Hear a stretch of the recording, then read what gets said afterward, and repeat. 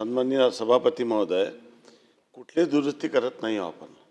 फक्त जी नोंदणीची जी व्यवस्था आहे त्यामध्ये आतापर्यंत आपण लोक अर्ज करायचे, अर्ज करून नोंदणी करण्यासाठी जी काही पद्धत होती त्यामध्ये फक्त ऑनलाईन आणि डिजिटल सिग्नेचर हे जे टेक्नॉलॉजी आहे आलेली आहे त्यानुसारच आपण तेवढे अमेंडमेंट करत आहोत.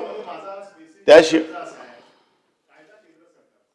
बरोबर साहेब, माझं काय एक मिनिट त्यांचं पूर्ण ऐकून घ्या. माझं ऐकून तर घ्या. ते खाली हो पण ठीक आहे, त्याच्यानंतर त्यांचं पूर्ण मी सांगतो ना, पुढचा मुद्दा तो असेल त्यांचा, तुम्ही ऐकून तर घ्या. मग बोला ना. हा असं आहे, हा खाली बसून बोला. कॉन्क्रीट लिस्टचा सब्जेक्ट आहे, त्यामुळे स्टेटला त्यांच्या कार्यपद्धतीमध्ये अमेंडमेंट करण्याचे अधिकार आहे. आपण आयपीसी मध्ये करतो. त्यामुळे माझी विनंती या संदर्भात राहणार आहे की याच्यात काहीच नाही, खाली कुठली चर्चा नव्हता मंजूर झालं, एक जस्ट औपचारिकता आहे. नाही मी असं म्हणत नाही. तुम्ही बिल वाचून घ्या. बिलमध्ये आपण फक्त 3च सुधारणा करत आहोत. नंबर 1 की आपण जे ऑफलाईन करतो ते ऑनलाईन करण्याची कायद्यात तरतूद नव्हती ऑनलाईनमध्ये. दुसरं डिजिटल सिग्नेचर, आणि तिसरं की ईमेलने सुद्धा अर्ज स्वीकारण्याची मुभा. त्याच्याशिवाय काहीच नाही आहे याच्यात. आता या युगामध्ये आपण परत आपण सर्व गोष्टी जेव्हा पोर्टलवर करतो, ऑनलाईन करतो, आता आपण आधुनिक युगाकडे जातो, डिजिटल युगाकडे जातो, टेक्नॉलॉजीच्या युगाकडे जातो. तर तेवढंच अमेंडमेंट आहे, बाकी काहीच नाही याच्यात.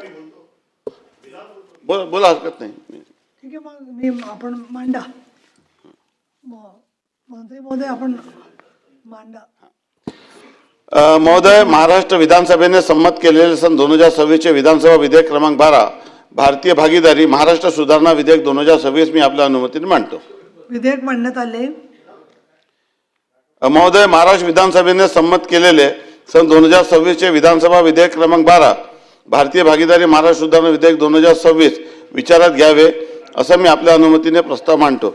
माननीय सभापती महोदय, आताच मी जे सुरुवातीला बोललेलो आहोत की याप्रमाणे आपला जो कायदा आहे या कायद्यामध्ये कलम 58, कलम 59 आणि कलम 67 यामध्ये जी तरतूद होती त्या तरतुदीमध्ये प्रत्यक्षात लोकांना अर्ज करावा लागत होतं. आता डिजिटल सिग्नेचर, ईमेल आणि अर्ज करण्याची सिस्टम ऑनलाईन ही करण्याची मुभा आपण यामध्ये दिलेली आहे, जेणेकरून जे आपण पेपरलेस करत आहोत ऑफिस किंवा ज्या पद्धतीने आपण डिजिटल टेक्नॉलॉजीचा आपण वापर करत आहोत तेवढ्यासाठी ही अमेंडमेंट या ठिकाणी आली आहे. त्यामुळे सभागृहाने या विषयावर त्यांच्या काही शंका असतील तर निश्चितच आपण समाधान करू. याशिवाय या बिलमध्ये काहीच नाही आहे. त्यामुळे हे बिल सभागृहाने मान्य करावं अशी मी सभागृहाला विनंती करतो.